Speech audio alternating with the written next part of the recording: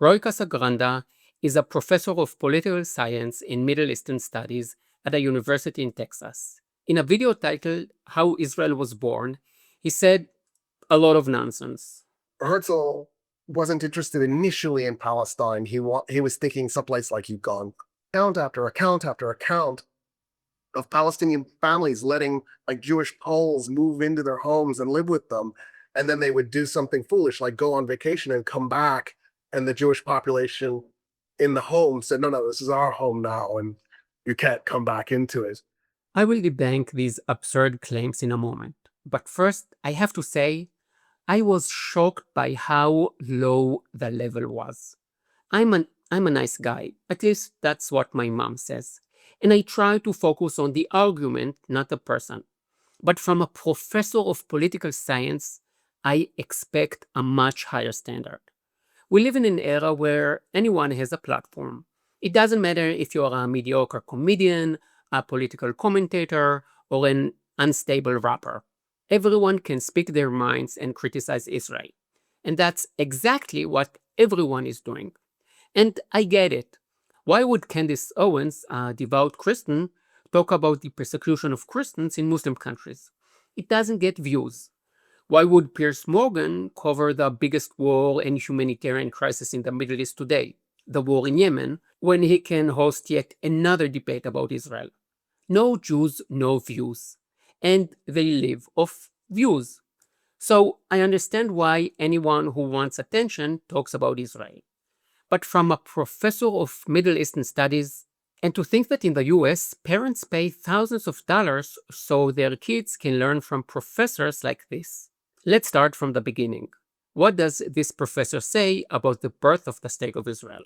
Zionism was born in the end of the 19th century as a result of the Dreyfus affair. Nope, the Zionist movement didn't begin because of the Dreyfus affair. Zionism is the national movement that aimed to establish a Jewish state in the land of Israel. It began in Central and Eastern Europe about 20 years before the Dreyfus trial. Zionism was a national movement, just like many others. In fact, World War I was largely driven by the rise of nationalism and the collapse of empires. Many countries in the world today were born out of the fall of empires after World War I and World War II. Zionism and Israel are no different. Herzl wasn't interested initially in Palestine. He was thinking someplace like Uganda. I can't believe a professor could say this. Herzl originally wanted Uganda? No, Herzl wanted the land of Israel. So what was the Uganda Plan? In 1903, there were pogroms against Jews in Russia that shocked the Jewish world. Herzl hadn't succeeded in negotiating with the Ottomans, who ruled the land of Israel at the time. But the British offered a territory in what was then called Uganda. Today it's a part of Kenya. Some considered the proposal as a temporary option, but ultimately Herzl and the Zionist movement rejected it. To say Herzl originally wanted Uganda is a blatant lie. And from that lie, he moves straight into anti-Semitism. So, in a really weird way, what happened was the creation of a population of white Europeans who wanted to conduct a colonial enterprise. The Jews wanted a national home where they wouldn't be persecuted. They weren't trying to build a colonial enterprise. I will say something so simple that even professors can understand it.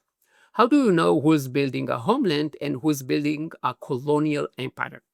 You look at how many countries speak the language. How many countries speak Hebrew? One. That means it is a homeland. How many speak English, French, Spanish, Arabic? Dozens. That's colonialism. And calling Jews white is an anti Semitic trope. For hundreds of years, when being white was cool, Jews in Europe weren't considered white. Now that it is not so cool, suddenly they are white. And by the way, most Jews in Israel today come from Arab countries. Are they white too? The Palestinian population welcomed them. They saw this as sort of a natural outcome, in part because historically Jews and Muslims and Christians in the Middle East got along. I don't want to sound too harsh, But how do you know someone doesn't know what they are talking about? If they say the Palestinians welcome the Jews and they are talking about the 1920s and 30s, they clearly don't know history. Because the Palestinian identity wasn't even invented until the 1960s. It is like someone saying in the mid 19th century, the Soviet Union decided the Soviet Union didn't exist in the mid 19th century. So whatever comes next can't be true.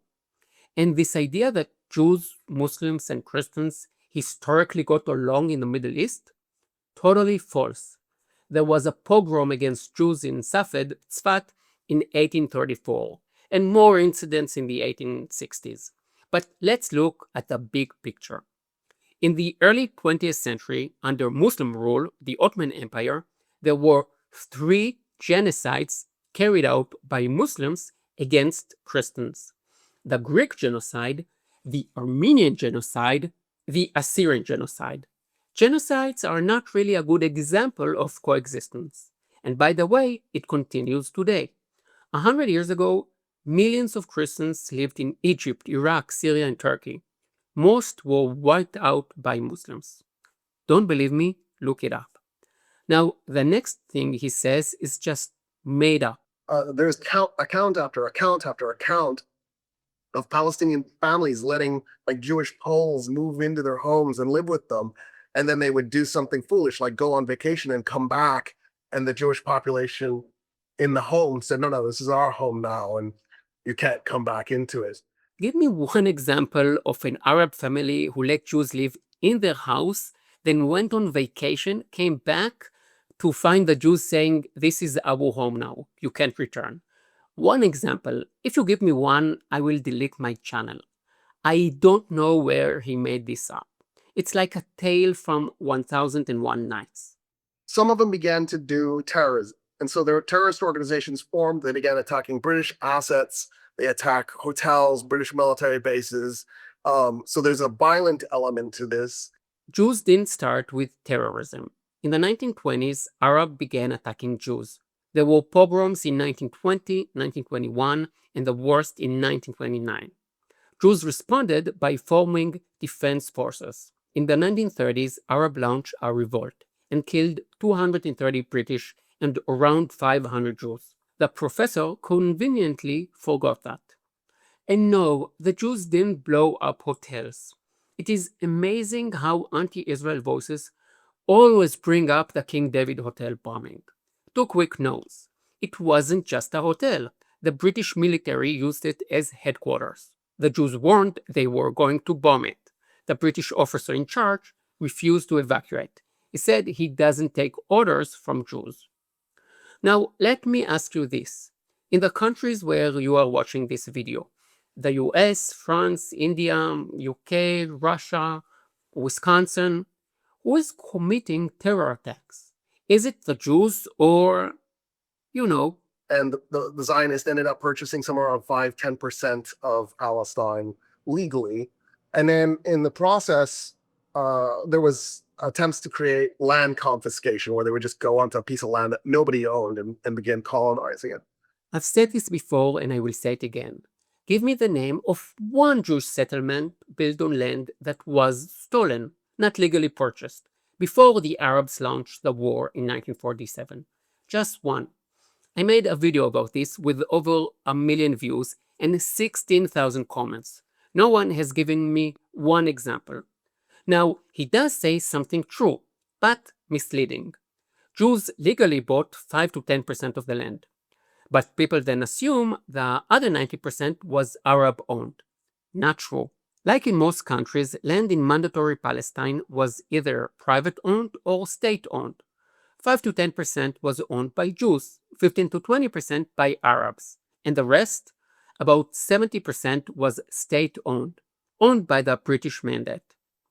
Then he suggests Austria should be the Jewish state. Let's make Austria a new Israel. Hitler was an Austrian. The Germans, Austria is German. They speak German. You can talk to Austrians and go, I'm not German, I'm Austrian, whatever. They're Germans. It's embarrassing. Let's move on. The British wouldn't let Palestinians do that because they didn't want Palestinians to have had combat experience.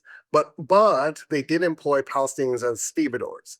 So Palestinians did serve on the docks, loading and unloading ships, so that white people could fight the war. The British created a state, built it an army, trained and armed it.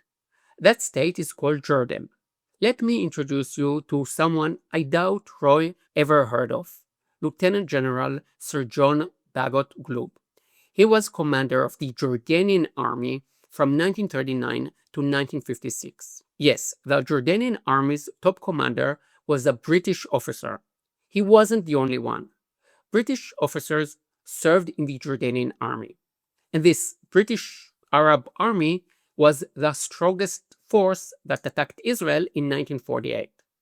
If the British had helped Jews fight Arabs, today anti-Israel crowd would scream colonialism. But British cooperation with a colonial puppet like Jordan to attack Israel? No one talks about that. So the professors claim that Palestinians were only allowed to unload boats. It's just plain false. The vote for the division gave Israel about 55% of Palestine and gave the Palestinians 45%. So the 55% that was going to go to Israel, that land was to create a Jewish-only state. And then the 45% that was going to go to Palestine would be for Christians, Jews, and Muslims. Again, I don't know where he made this up, that the Jewish state was supposed to be for Jews only, and the Arab state for Muslim Christians and Jews. First, the 1947 partition plan proposed a Jewish state and an Arab state, not a Palestinian one, because Palestinian identity was invented only 20 years later. There is not one document from 1947-8 that mentions a Palestinian state, only an Arab state. After the war, not a single Jew remained alive in the areas captured by Arab armies. In Israel, 160,000 Arabs remained. And regarding the partition plan, no Arab leader said it was unfair. They all said just one thing: we will destroy the Jewish state no matter how small it is. The three main Arab leaders in mandatory Palestine in the 40s were, in Nazi Germany, Hassan Salameh, Kawakji, and Amin al-Husseini. By the way, who appointed Husseini as leader of the Arabs in Palestine? The British. Somehow, every anti-Israel speaker forgets that during World War II, the Arab leadership was broadcasting Nazi propaganda from Berlin. The Arabs rejected this. The Israelis invaded. They declare their independence. What it is it's a colonial enterprise. They invade and conquer Palestine. There's a war, the 1948 war. This sentence makes no sense. He says the Arab rejected the partition and then says the Jews invaded. No, the Jews didn't like the plan either. Under the mandate, they were promised all of it, including Transjordan. But they agreed to compromise. The Arabs said no and started a war to wipe out the Jews. I could keep going, but I think you get the idea. Usually I have a closing sentence or two, but in this case, there is nothing to say. I studied the history of Israel with professors who are professors, like Motti Golani, Yoav Gelber, Benny Morris, and Yechiam Weitz. Professors whose knowledge leaves you in awe. And hearing this, it is just embarrassing. If you know students studying political science or Middle Eastern studies, send them this video. I really hope they have better professors. Thank you to my supporters. Because of you, I can keep making more videos. Please subscribe. And if there are videos you want me to debunk, leave the link in the comments below. See you in the next one. Yalla bye.